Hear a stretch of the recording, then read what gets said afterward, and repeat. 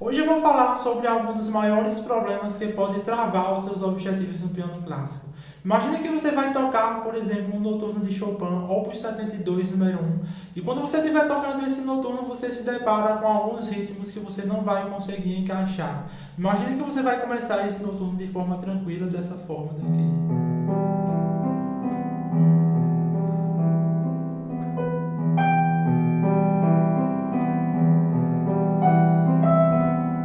Quando chegar nessa parte daqui do quarto tempo desse compasso daqui, do segundo compasso, aí vocês não conseguem fazer a junção desse ritmo daqui, ou seja, quando vocês chegarem aqui, e vocês ficam sem saber o que fazer com esse ritmo. Por que isso acontece? As suas mãos não vão obedecer e você não vai conseguir juntar o ritmo, porque você não desenvolveu a capacidade de tocar polirritmia. Ou seja, nesse trecho daqui, nesse quarto tempo do segundo compasso, temos o quê? Temos 3 tempos aqui na mão esquerda e 2 tempos na mão direita. E quando vocês vão tocar isso ao mesmo tempo, isso vai ficar muito difícil, se você não tiver a capacidade de fazer a polirritmia desenvolvida. Ou seja, eu vou tocar de novo e fazer loops para vocês verem. Eu estou tocando 3 tempos aqui na mão esquerda e 2 tempos na mão direita, ou seja, eu vou fazer isso fora do teclado só para vocês verem, ou seja, eu vou tocar 3 ritmos aqui, 1, 2, 3, 1, e eu estou agora tocando 2 ritmos aqui na mão direita e 3 ritmos na mão esquerda, ou seja, é o que está acontecendo aqui.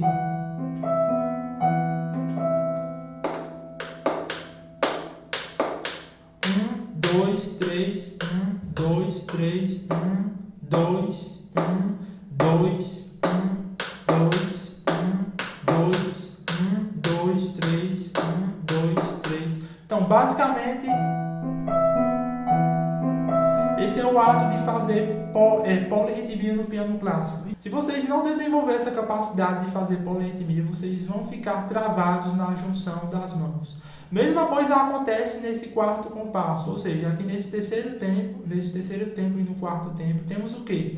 Temos 3 tempos aqui no quarto tempo e temos mais 3 tempos aliás, aqui nesse terceiro tempo temos 3 tempos e nesse quarto tempo temos 3 tempos.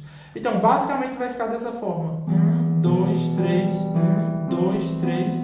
E a mão direita vai ser o quê? 2 tempos contra 3. E aqui, 2 tempos contra 3. Aí vai ficar dessa forma daqui. De novo. Ou seja, eu estou tocando uma polirritmia de 3 tempos na mão esquerda e 2 tempos na mão direita. Você não vai conseguir tocar esse ritmo correto, suas mãos não vão conseguir juntar o ritmo e não vai obedecer a sua mão esquerda se você não treinar essa capacidade de fazer polirritmia. Mesmo assim, acontece no Arabesque número 1 de Debussy. Veja só, esse Arabesque número 1, que é uma peça que eu gosto muito de dar um exemplo, é o quê? Aqui nesse sexto compasso tem o quê? Temos uma polirritmia dessa forma daqui, ou seja, você também não vai conseguir fazer a junção das mãos se você não entender o ritmo dessa polirritmia. Eu vou tocar um pouco.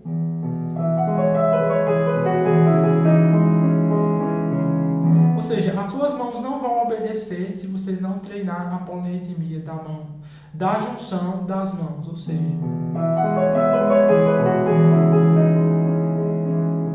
E agora eu vou tocar fora do teclado também para vocês verem como é que eu faço. No caso aqui, a polirritmia é da seguinte maneira. Temos 2 tempos aqui na mão esquerda contra 3 tempos da mão direita. E vai ser dessa forma daqui que eu vou tocar, ou seja...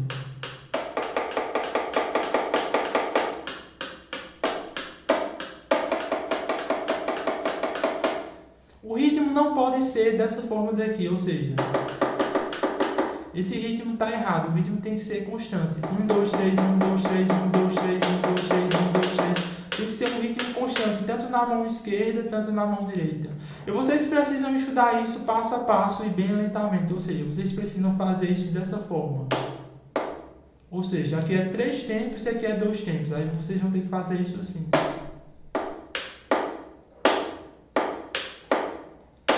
Por quê? Quando vocês forem aumentando a velocidade...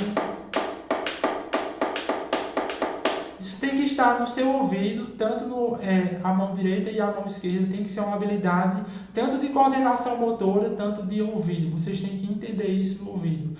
Imagina só, se vocês não fizerem, se vocês não souberem fazer esse ritmo, se vocês não entenderem a percepção do ritmo fora do piano, o que é que acontece? Quando vocês forem colocar notas, colocar dedilhados na mão direita e na mão esquerda, vocês não vão conseguir juntar as mãos de jeito nenhum, porque isso é muito difícil, você não saber do ritmo da polirritmia e você ainda fazer a junção da mão esquerda e da mão direita. E pior ainda é se você estudar de mãos separadas, ou seja, se você estudar primeiro a mão esquerda e depois estudar a mão direita e fazer essa junção da polirritmia depois que estudar a mão esquerda e estudar a mão direita. Vai ser mais difícil ainda, porque o seu ouvido não vai conseguir juntar. E para o ouvido conseguir juntar, vocês têm que destrinchar o ritmo passo a passo para vocês entenderem. Eu já fiz um vídeo e eu vou deixar o vídeo na descrição, onde eu destrinchei uma parte dessa polirritmia, só para vocês entenderem como é que eu fiz nesse vídeo que eu fiz e que eu postei. Então, hoje eu vou falar para vocês de um assunto importante também, que é sobre a junção das mãos. E para isso eu vou dar um exemplo usando uma peça mais fácil ainda, que é o minueto de Bach em Sol maior. Eu vou tocar um pouco do minueto para vocês verem. O minueto é dessa forma.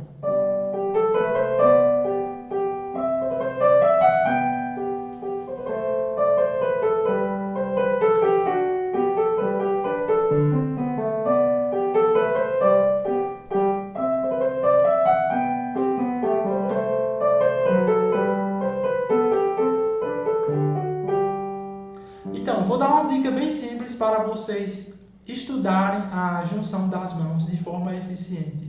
Primeiro erro que acontece, se você for estudar um minueto ou qualquer outra peça, qual é o primeiro erro que acontece? É vocês estudarem só a mão esquerda e ficar repetindo a mão esquerda direto, e depois vocês estudarem só a mão direita. Aí vocês ficam estudando só a mão direita e repetindo várias vezes até chegar na fluência, e depois vai repetir a mão esquerda até ter uma certa velocidade, e depois vocês vão juntar as mãos. Ou seja, o cérebro ele não aprende dessa forma.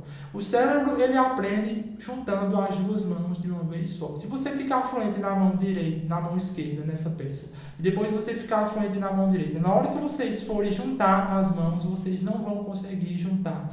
O cérebro não fica pensando só na mão esquerda e pensando só na mão direita, e não se divide em dois de jeito nenhum. Vocês precisam treinar essa peça como se fosse uma informação só, ou seja, é uma dica bem simples, porém muito valiosa. Vocês precisam tocar já com as duas mãos a leitura. Aí quando for tocar, por exemplo, Sol, Lá, quando chegar no Si, tem que tocar o Lá junto com o Si. Por quê? Porque o cérebro ele tem que aprender a junção das mãos como se fosse uma coisa só, por exemplo. Por isso muita gente não consegue tocar e juntar as mãos e fica com problema na hora de juntar as mãos, porque ela estuda mãos separadas inicialmente. E o cérebro ele precisa fazer essa junção com as duas mãos. Aí quando chegar aqui nesse compasso daqui, por exemplo, quando for tocar aqui, aí olha só. Quando tocar o Sol, vou tocar o Si, dessa forma daqui. Tenho que ter essa informação junta. Aí depois de tanto vocês treinarem a leitura, aí vocês vão pegando velocidade, por exemplo. Quando chegar a uma certa velocidade, aí o que é que vocês vão fazer? Aí agora vocês podem sim estudar de mãos separadas, porque vocês já estudaram com as duas mãos. Aí depois que vocês estiverem já tocando mais tranquilo, aí estuda só a mão direita. Porque vocês depois precisam estudar de mãos separadas, para não ficar dependendo uma mão da outra. Ou seja, vocês têm que estudar de mãos separadas depois que estudar com as mãos juntas. Aí depois estuda só a mão esquerda. Por quê? Quando vocês estiverem tocando, e se do nada a mão esquerda parar, a mão direita vai continuar tocando, porque a mão direita não vai depender da mão esquerda. E vice-versa, se a mão direita estiver tocando e parar, a mão esquerda vai continuar tocando, porque porque a mão esquerda não depende da mão direita, porque lá na frente vocês estudaram de mãos separadas. Mas inicialmente vocês têm que ensinar o cérebro já com as duas mãos. Isso acontece em peças avançadas. Por exemplo, na balada número 3 de Chopin, quando vocês chegarem nessa parte daqui, vocês têm que estudar com as duas mãos. Depois que vocês tiverem uma certa facilidade, primeiramente, vocês têm que entender o ritmo da mão esquerda e da mão direita. E vocês têm que tocar isso já com as duas mãos. E ir juntando passo a passo. Aí depois que vocês tiverem uma certa facilidade já com as duas mãos, aí vocês vão treinar só a mão direita e depois só a mão esquerda para ficar independente das mãos. Ou seja, para você não depender da mão esquerda. Ou vice-versa, para você também não depender da mão direita ao tocar a mão esquerda. E tudo isso vocês têm que fazer um passo a passo. E outra coisa, as partes difíceis da peça. Essa peça daqui é bem tranquila de tocar. Agora vai ter peças que vai ter partes difíceis. Vocês só vão saber e treinar as partes mais difíceis depois que vocês fizerem a leitura do início até o final. Aí vocês vão saber quais são as partes mais difíceis. Não tem como você saber as partes mais difíceis da peça se vocês não fizerem a leitura do início até o final. Depois que vocês fizerem a leitura completa, aí vocês vão separar as partes mais difíceis da peça e vão estudar mais vezes as partes mais difíceis. E eu faço isso constantemente em todas as peças.